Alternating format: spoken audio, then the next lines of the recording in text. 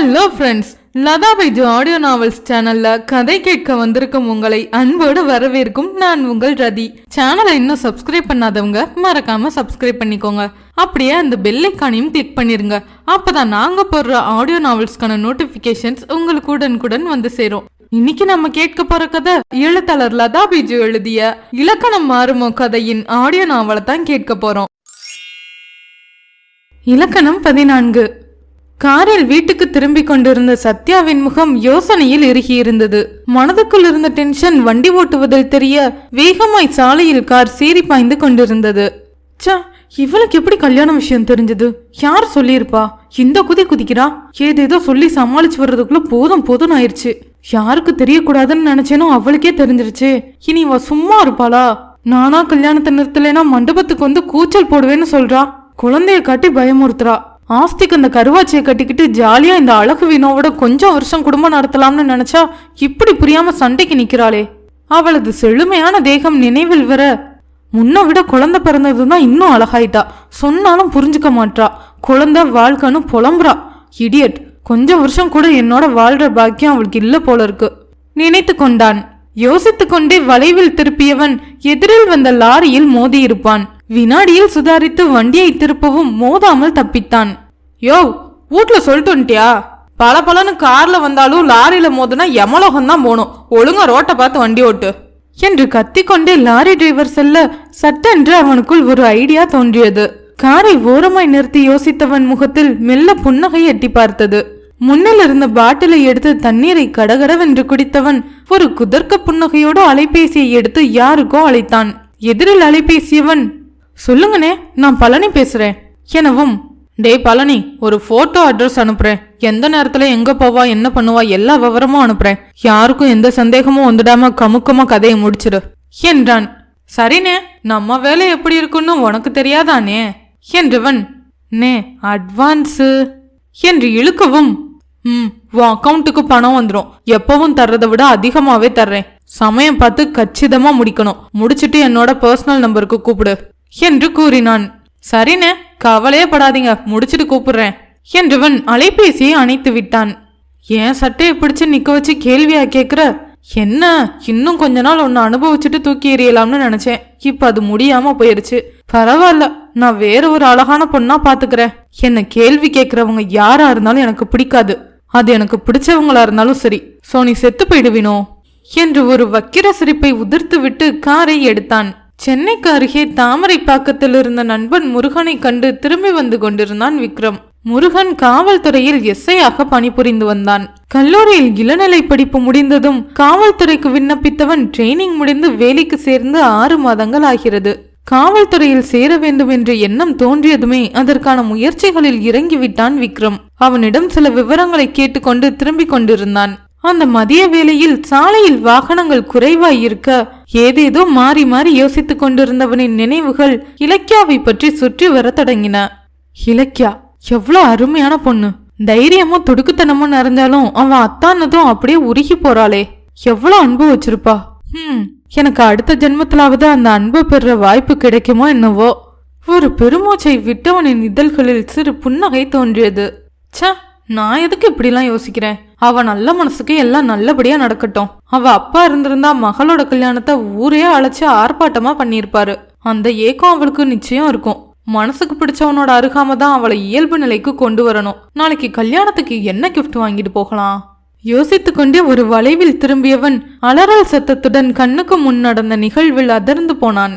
சாலையில் குழந்தையுடன் நடந்து கொண்டிருந்த இளம்பெண் ஒருத்தியை லாரி ஒன்று இடித்து தள்ளிவிட்டு நிற்காமல் வளைவில் திரும்பி வேகமாய் சென்றுவிட கீழே விழுந்த அந்த பெண் இரத்த வெள்ளத்தில் மிதந்து கொண்டிருந்தாள். தலையில் இருந்து நிற்காமல் ரத்தம் ஒழுகி கொண்டிருக்க குப்புற விழுந்திருந்தவளின் கைக்குள் இருந்த குழந்தை வீறிட்டு கொண்டிருந்தது. குழந்தையின் கை கால்களிலும் லேசாய் அடிபட்டு ரத்தம் ஒழுகி கொண்டிருந்தது. கண்முன்னே சட்டென்று நிகழ்ந்த விபத்தில் அதிர்ந்து போய் நின்று கொண்டிருந்தான் விக்ரம். அந்த பெண் உயிர் போராட்டத்தில் அலறுவதைக் கண்டு வண்டியை நிறுத்திவிட்டு அருகில் ஓடினான். அந்த பெண் நினைவை இழக்க தொடங்க குழந்தை வலியோடு அழுது கொண்டிருந்தது. லாரியின் எண்ணெய் பார்க்க முயல்வதற்குள் வளைவில் திரும்பி அது காணாமல் போய்விட்டது. பதட்டத்துடன் அந்த பெண்ணிடம் ஓடினான் விக்ரம். சாலையில் இருந்த சிலரும் ஓடிவர யாருமே பெண்ணின் அருகிலோ குழந்தையின் அருகிலோ செல்லாமல் அதிர்ச்சியுடன் தயங்கி நின்றனர். வேகமாய் சென்று அழுது கொண்டிருந்த குழந்தையை எடுத்தவன், மா, இந்த குழந்தைய கொஞ்சம் பிடிங்க சார், ஆம்புலன்ஸ்க்கு கால் பண்ணுங்க சார் என்றவன் ரோட்டில் ரத்த வெள்ளத்தில் கிடந்தவளை தாங்கிக் கொள்ள தலையை பிடிக்கும்போது விரல் மண்டைக்குள் அமுங்கி செல்ல அதிர்ந்து போனான். மண்டை பகுதி குளிந்து கிடந்தது. அவளை பற்றிய விவரங்கள் எதுவும் கிடைக்குமா என்று தேட சின்ன பர்சுக்குள் ஒரு மொபைல் போனும் சிறிது பணமும் மட்டுமே வைத்திருந்தாள். சற்று நேரத்தில் ஆம்புலன்ஸ் வரவும் சிலர் உதவ வந்தனர். தாமதிக்காமல் குழந்தையையும் அந்த பெண்ணையும் அதில் ஏற்றியவன் காவல் நிலையத்திற்கு அழைத்து விவரம் சொல்லிவிட்டு யாரும் உடன் செல்ல தயாராகாததால் அவனே சென்றான். குழந்தையின் கை கால்களிலும் காயமாகி ரத்தம் வழிந்து கொண்டிருந்தது. அழுத குழந்தையை சமாதானிக்க முடியாமல் திணறி போனான் விக்ரம். தவளை எடுத்து அந்த குழந்தையின் கை கால்களில் வழிந்த ரத்தத்தை துடைத்து விட்டான். நெஞ்சோடு சேர்த்து அணைத்து கொண்டு அதை தட்டி கொடுத்தான். வெகு நேரம் அழுத குழந்தை மருத்துவமனையை நெருங்கும் போது உறங்கி இருந்தது.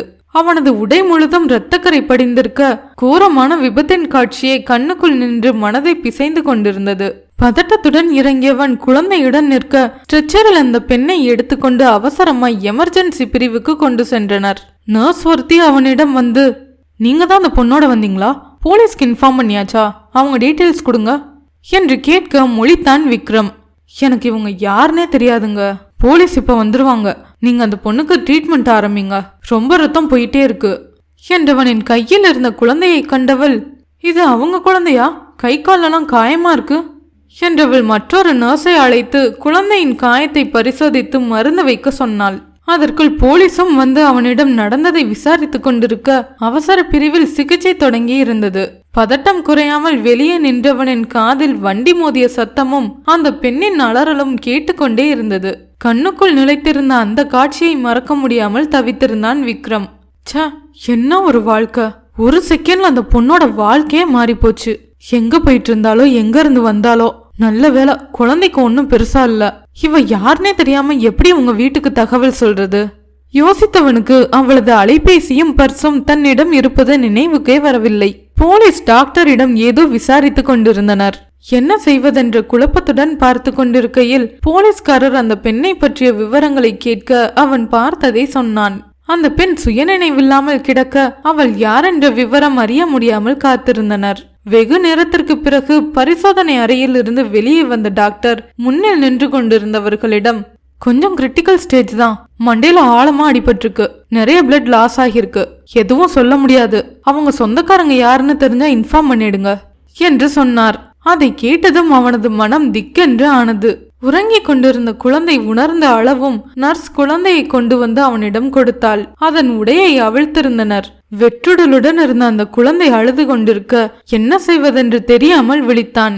இந்த பொண்ணை பத்தின விவரம் தெரிஞ்சாதான் சம்பந்தப்பட்டவங்களுக்கு இன்ஃபார்ம் பண்ண முடியும். குழந்தை வேற அழுதுட்டே இருக்கு. நாங்க ஸ்பாட்டுக்கு போய் பக்கத்துல உள்ளவங்களை விசாரிச்சுட்டு வரோம். அதுவரை நீங்க அந்த குழந்தைய பாத்துக்கோங்க என்றார் அந்த போலீஸ்காரர் அதிகாரத்துடன். ஐயோ, இப்பவே நேரம் இருட்ட தொடங்கிருச்சு. விடிஞ்சா இலக்கியாவோட கல்யாணம். போகாம இருந்தா ரொம்ப வருத்தப்படுவாளே. இப்ப என்ன செய்யறது? யோசனையுடன் அந்த குழந்தையின் முகத்தை பார்க்க அது அவனை பார்த்து பொக்கை வாயுடன் அழகாய் சிரித்தது. குழந்தையின் புன்னகையை கண்டதும் அவன் மனம் நெகிழ்ந்தது. கடவுளே, தான் எந்த மாதிரி சூழ்நிலை இருக்கும்னு கூட தெரியாம இருக்க அந்த பிஞ்சு குழந்தைய அனாதை ஆக்கிடாத. எப்படியாவது இவளோட தாயை உயிர்ப்பிச்சிடு என மனதார பிரார்த்தித்து கொண்டான். எதுவும் தெரியாமல் தன்னை நோக்கி சிரிக்கும் குழந்தையை நெஞ்சோடு அணைத்து கொண்டவன், உனக்கு நான் இருக்கேன் செல்லம், இந்த மாமா நான் இருக்கேன், உன்னை அப்படியெல்லாம் விட்டுட்டு போயிட மாட்டேன் என்று மனதுக்குள் நினைத்து கொண்டே குழந்தையை பார்க்க அது அவன் முகத்தை பிஞ்சு கைகளால் தடவி மீண்டும் சிரித்தது. அந்த தொடுதலில் அவன் தேகம் சிலிர்த்ததை உணர்ந்தான். முன்னில் இருந்த கடையில் அதற்கு ஒரு உடுப்பை வாங்கி மாட்டியவன் கேன்டீனில் பால் வாங்கி குடிக்க கொடுத்தான். சமத்தாய் அவன் கைகளில் இருந்த குழந்தையோடு அவனுக்கு ஏதோ ஒரு பிடிப்பு தோன்றியது. வயிறு நிறைந்த சந்தோஷத்தில் சற்று நேரத்தில் உறங்க தொடங்கி இருந்தது. அதன் கள்ளம் கபடமில்லாத அழகு முகத்தை நோக்கி கொண்டு அமர்ந்திருந்தான் விக்ரம். அப்போது அவனது அலைபேசி அழைத்தது. வினோத் தான் அழைத்திருந்தான்.